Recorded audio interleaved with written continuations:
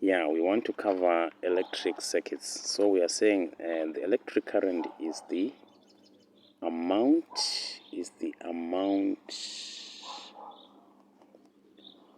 of charge that flows past a given point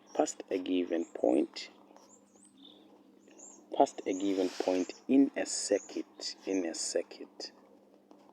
Right. In fact, let's start by drawing a circuit. If you are representing a cell, you represent it like this. That's how you represent a what? A cell. So we want to draw a circuit. Right. Let's call this point A in our circuit. This is a circuit diagram. Right. And this is an ammeter. It's gonna be very much helpful. This is an ammeter, right? It measures current, right?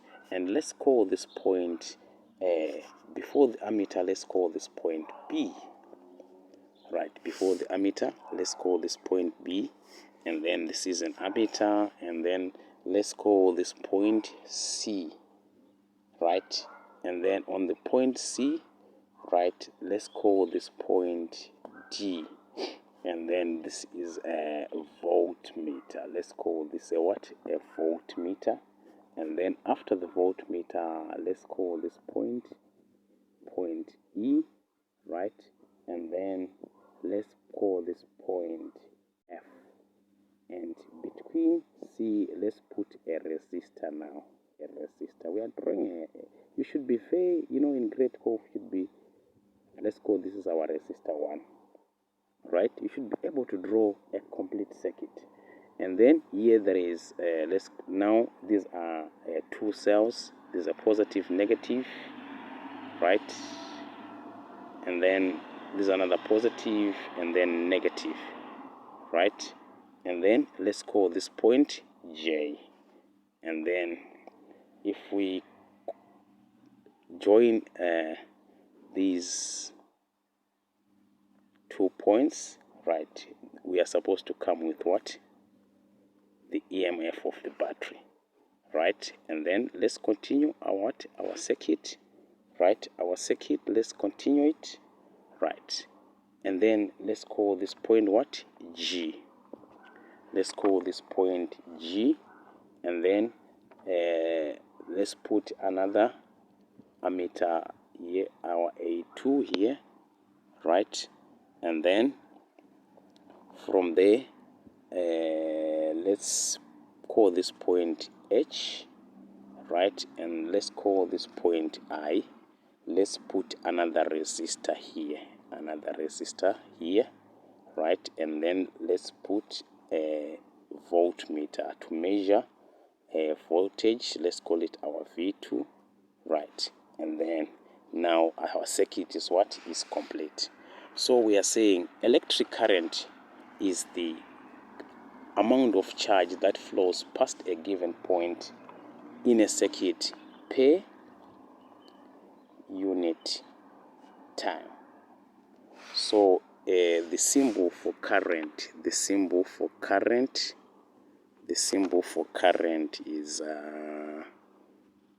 for current we are saying it's I, right? That's what denotes current, right? So if we want to calculate current, we are saying it's a change in what?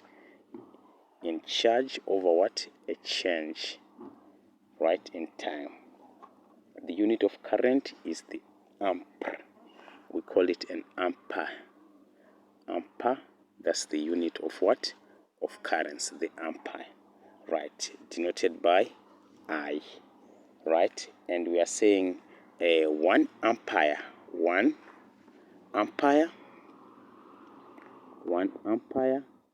right, is equivalent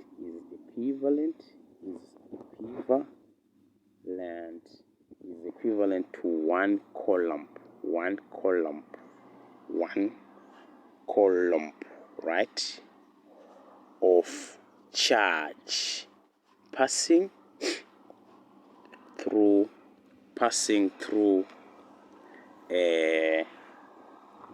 passing through a given point in a second. That is what you call a what?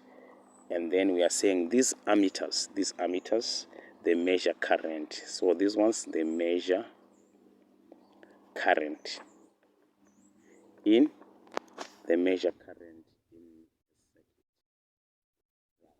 And then now we want to talk about the potential difference. What is the meaning of the potential difference? So we are saying the potential difference between two points in a circuit. Between 2 points in a circuit, right, is the work. I want you to master that. Is the work done, right? Whenever we talk of the potential, you know there is the energy. So we are saying is the work done per unit charge.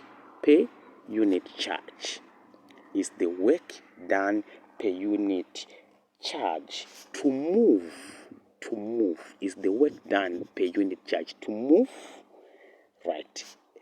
To move a unit charge, to move a unit charge between 2 points.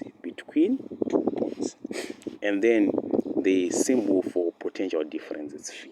So we are saying V is equals to, right, W. These are watts over what? Over charge. Right. So we are saying the unity for potential difference, right? The unity, as your notes of potential difference, the unity of potential difference, right, is the volt. It's now different from the unit of the what? Of the current, which is now what? Volt. So we are saying when we talk of now this volt, we are saying 1 volt is equivalent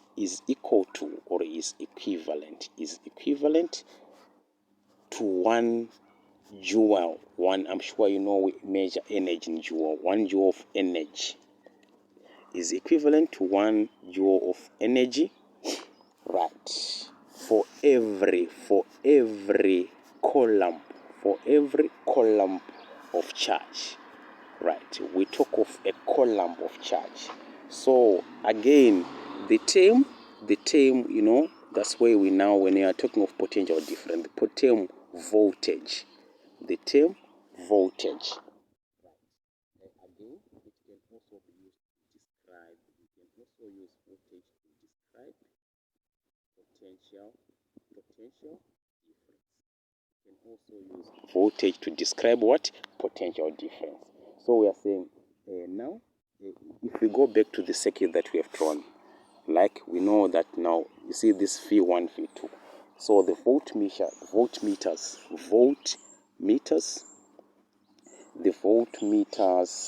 they measure the potential difference.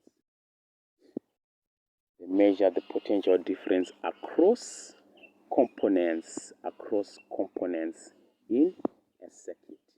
So we are saying the voltmeter, right? And then if we talk of the ratios of now a potential difference across a conductor to the current, if we talk of a ratio, I'm sure you know ratios in mesh. So we talk of the ratio of the potential.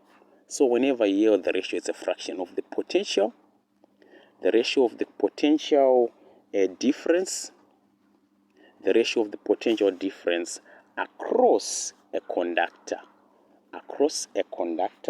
to the current. So we are now talking of, yeah, right? So we are saying the ratio of the potential difference across a conductor to the current flowing in a conductor. A conductor is something that that allows electricity to pass is now called what? We call it now the what? The resistance. I want you to master these terms. Right. Sometimes in your structured paper you can get what is the meaning of potential difference? What is the meaning of electrical currents? What is the meaning of what? A resistance. So again, if you want to calculate resistance, we now say it's a ratio, so it's a fraction. So the numerator is the voltage and the current is the denominator. It's V over what? Over I. So that's how you calculate what? The resistance. It's very, very important to master these terms. Very, very, very, very important to have a clear idea, right? And then if we are talking of this resistance, right, there is an SI unit. The SI, the unit of resistance. The unit of resistance. The unit of resistance is the ohm. Ohm. Usually we represent it as like this, the ohm. And we are saying in 1 ohm, if we talk of what? 1 ohm, right, is equivalent, is equal, or you say it's equivalent to 1 ohm is equivalent to 1 volt. 1 volt potential, 1 volt potential difference. 1 volt potential difference per ampere current.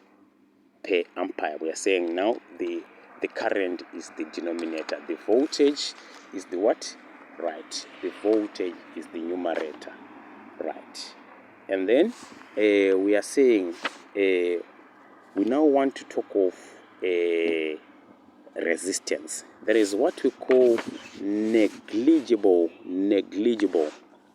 There is what we call negligible resistance. Right. So we are saying all the conducting wires,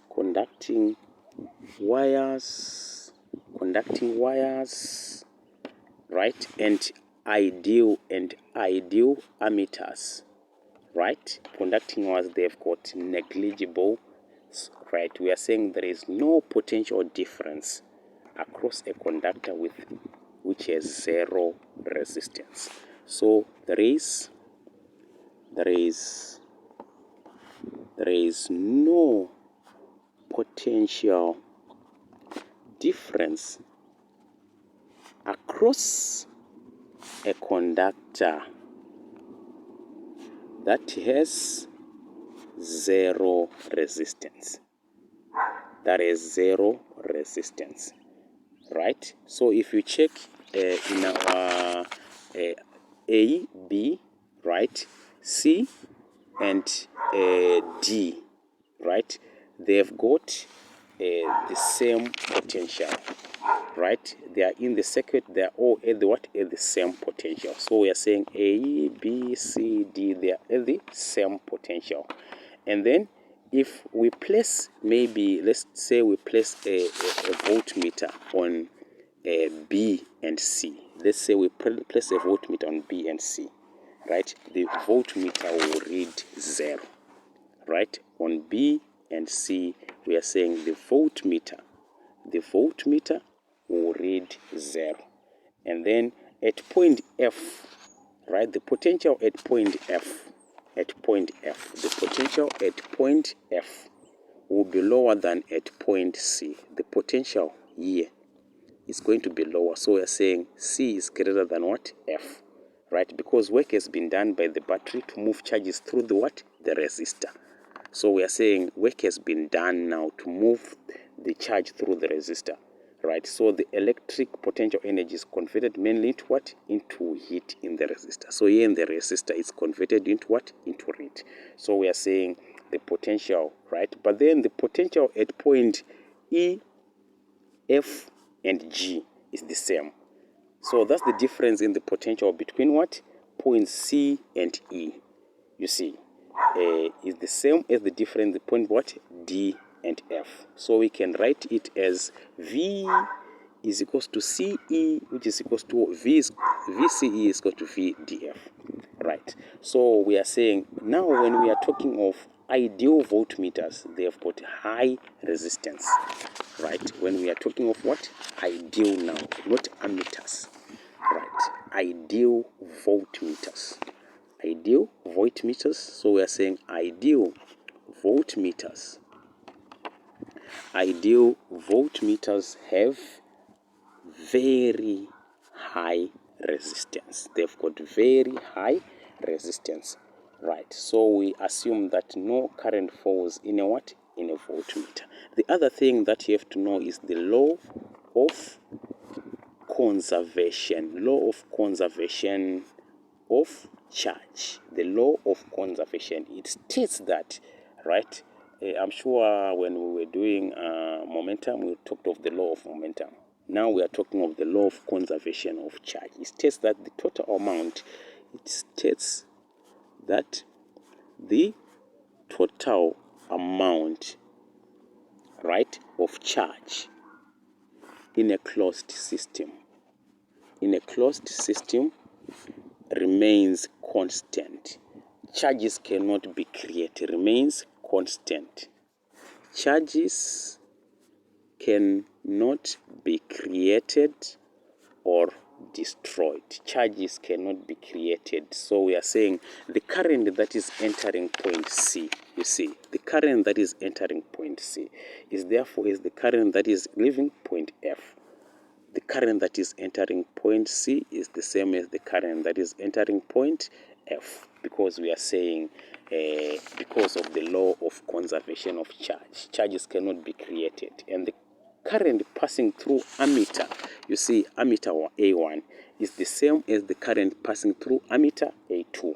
The two ammeters, we are saying they are connected in series. So we are saying ammeters are connected in series. They are connected in series. They are in series. So you see, some they are connected in series. Here they are connected in series. Right. We'll talk about those ones later that are connected in parallel. Right. And we are saying the potential, when we are talking of the potential now, the potential at I, right, is lower than the potential at what? At H. So we are saying the potential at I is lower than the potential at H, right? Since work is done to move the charges through the what? The resistors. Work is done to move so this one, the potential again, because there is need to move the charge through this resistor, right? So the voltmeter V2, it reads the potential difference across R2. Right. And then we are saying the potential difference across the battery is the same as the EMF. The potential difference is the same as the what? As the EMF. Right? If the battery is an ideal, if this battery is an what? An ideal battery. If this battery is an ideal battery, we are saying an ideal battery has got no internal resistance. It has got no internal resistance. And the law of conservation of energy. Let's talk of the law of conservation of energy. It states that energy cannot be destroyed or created. Energy cannot be destroyed. So we are saying the sum of all the potential difference in the circuit therefore equals the what? So the sum of the potential difference, it is to equal the EMF of the battery, right? And we use the Ohm's law. We use the Ohm's law, which states voltage is equals to current times resistance to find the potential, to find the potential difference across any resistor, right?